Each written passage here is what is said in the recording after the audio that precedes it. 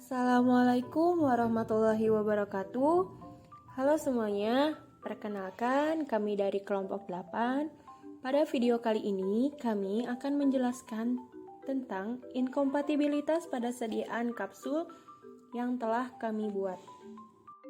Anggota dari kelompok 8 yaitu ada Cici Nurul Samsia, Gangan Kurniawan, Muhammad Rio, Konita Alifah Rahman, dan Rahma Pratiwi Sukma. Yang pertama, dasar teori. Pengertian dari kapsul. Kapsul adalah sediaan padat yang terdiri dari obat dalam cangkang keras atau lunak yang dapat larut. Cangkang umumnya terbuat dari gelatin, tetapi dapat juga terbuat dari pati atau bahan lain yang sesuai. Ukuran cangkang kapsul keras bervariasi dari nomor paling kecil yaitu 5 sampai nomor paling besar yaitu 000. Umumnya ukuran nomor 00 adalah ukuran terbesar yang dapat diberikan kepada pasien. Ada juga kapsul gelatin keras yang berukuran 0 dengan bentuk memanjang, dikenal juga sebagai ukuran OE, yang memberikan kapasitas isi lebih besar tanpa peningkatan diameter. Selanjutnya yaitu inkompatibilitas fisika. Inkompatibilitas fisika adalah terjadinya perubahan yang tidak diinginkan pada waktu mencampur bahan obat-obatan tanpa ada perubahan susunan kimia. Ketidaklayakan bentuk sediaan adalah tidak layaknya suatu bentuk sediaan untuk diubah menjadi bentuk lain karena dapat menggagalkan tujuan dari bentuk awal. Inkompatibilitas fisika yang diamati sebatas berubahnya serbuk menjadi lembab atau basah sehingga dapat mempengaruhi stabilitas dari racikan yang dibuat. Selanjutnya yaitu inkompatibilitas kimia. Inkompatibilitas kimia adalah perubahan-perubahan yang terjadi pada waktu pencampuran obat yang disebabkan oleh berlangsungnya reaksi kimia atau interaksi pada waktu mencampurkan bahan obat-obatan dan hasil reaksinya bermacam-macam. Untuk selanjutnya yaitu monografi bahan. Yang pertama ada aminofilin. Nama resminya yaitu aminofilin, rumus molekulnya C16H24N10O4, berat molekulnya 420,43, pemeriannya yaitu butir atau serbuk putih atau agak kekuningan, bau amonia lemah, rasa pahit. Jika dibiarkan di udara terbuka, perlahan-lahan kehilangan etilena diamina dan menyerap karbon dioksida dengan melepaskan teofilin. Larutan bersifat basah terhadap kertas lakmus. Untuk kelarutannya yaitu tidak larut dalam etanol dan dalam eter. Larutan 1 gram dalam 25 ml air menghasilkan larutan jernih. Larutan 1 gram dalam 5 ml air menghablur jika didiamkan dan larut kembali jika ditambah sedikit etilena diamina. Selanjutnya yaitu monografi bahan yang kedua yaitu ada CTM. Nama resminya yaitu klorferamin maleat. Untuk rumus molekulnya yaitu C16H19CIN2. Untuk berat molekulnya yaitu 390,86. Untuk pemeriannya yaitu serbuk hablur, putih, tidak berbau. Larutan mempunyai pH antara 4 dan 5. Untuk kelarutan yaitu mudah larut dalam air, larut dalam etanol dan dalam kloroform, sukar larut dalam eter dan dalam benzen. Yang ketiga yaitu ada SL. Nama resminya yaitu laktosa. Nama lainnya yaitu sakarum lactis. Untuk pemeriannya yaitu serbuk hablur, putih, tidak berbau dan rasa agak manis. Kemudian untuk kelarutannya yaitu larut dalam 6 bagian air dalam 1 bagian air mendidih, sukar larut dalam etanol 95%. Selanjutnya yaitu alat dan bahan yang kami gunakan. Yang pertama alat, ada stamper, mortir, sudip, kertas perkamen, plastik klip obat, sendok tanduk, dan cangkang kapsul. Untuk bahan yang kami gunakan yaitu ada aminofilin 10 tablet 200 mg, ada CTM 5 tablet 4 mg, dan laktosa. Selanjutnya yaitu perhitungan bahan. Resepnya, ambillah obat aminofilin 1 tablet, kemudian obat CTM setengah tablet, campur dan buat pulperes ataupun serbuk bagi, buat dalam bentuk kapsul, berikan sekian takaran sebanyak 10. Tandai 3 kali sehari 1 kapsul. Aminofilin 1 tabletnya yaitu 200 mg. Nah, karena di resep dibuatnya 10 kapsul, jadi perhitungannya 200 kali 10 sama dengan 2000 mg sama dengan 2 gram. Kemudian B. CTM ataupun chlorpheniramine. Satu tabletnya yaitu 4 mg. Jadi perhitungannya 2 kali 10 sama dengan 20 mg sama dengan 0,02 gram. Selanjutnya yaitu penetapan cangkang.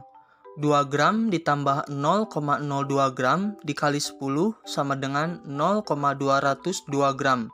Cangkang nomor 2 sama dengan 0,25 gram. Bahan tambahannya 0,25 gram dikurangi 0,202 gram sama dengan 0,048 gram atau sama dengan 48 mg laktosa.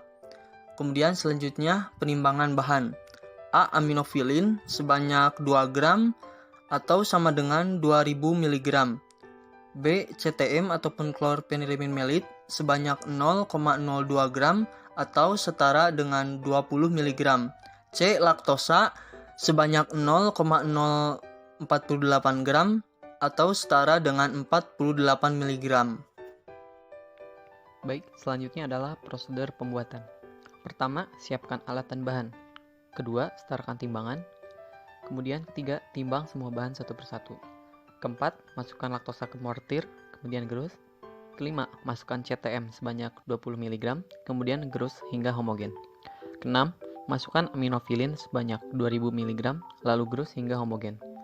Ketujuh, keluarkan bahan, timbang total bahan, kemudian tentukan nomor cangkang kapsul sediaan tersebut. 8. Kemudian masukkan pada cangkang kapsul. Dan yang terakhir, kemas, beri etiket berwarna putih, kemudian serahkan disertai dengan pelayanan informasi obat. Baik, selanjutnya hasil dari praktikum. Di gambar pertama, yaitu ada hasil setelah peracikan, di mana serbuk berwarna kuning, tidak berbau, dan bertekstur halus. Kemudian di gambar kedua, 1 hari setelah peracikan, tidak terjadi perubahan. Dan di gambar yang ketiga, 2 hari setelah peracikan, tidak terjadi perubahan.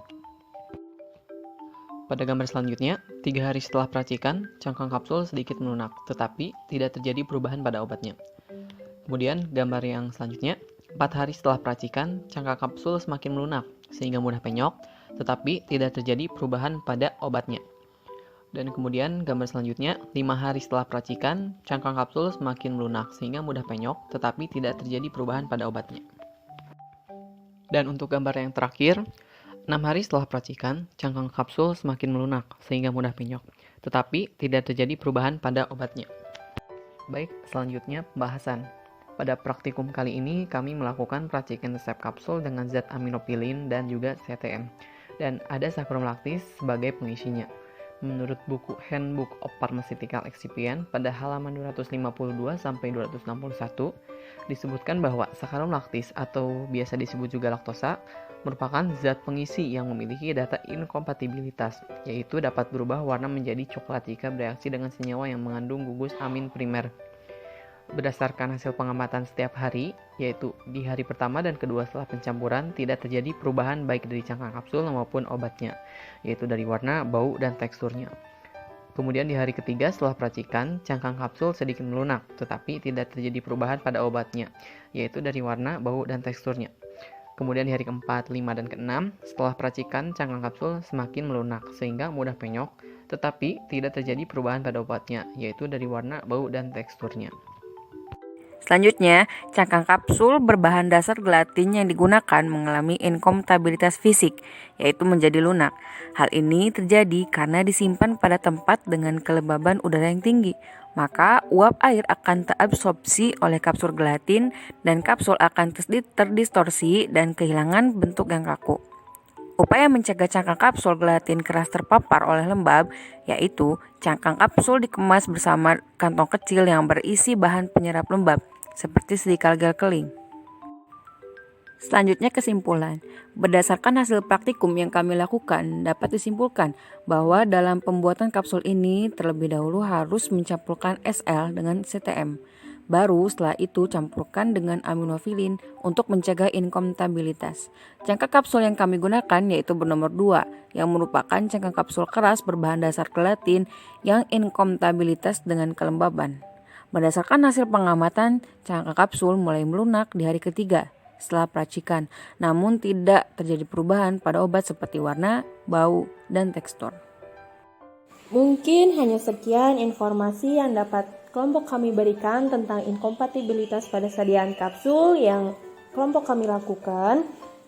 Kurang lebihnya mohon maaf. Terima kasih atas perhatiannya. Wassalamualaikum warahmatullahi wabarakatuh. I know I said goodbye and baby you said it too, but when I touch you I feel like I'm cheating on you. I thought that I'd be better when I found someone new, but when I touch you I feel like I'm cheating on you.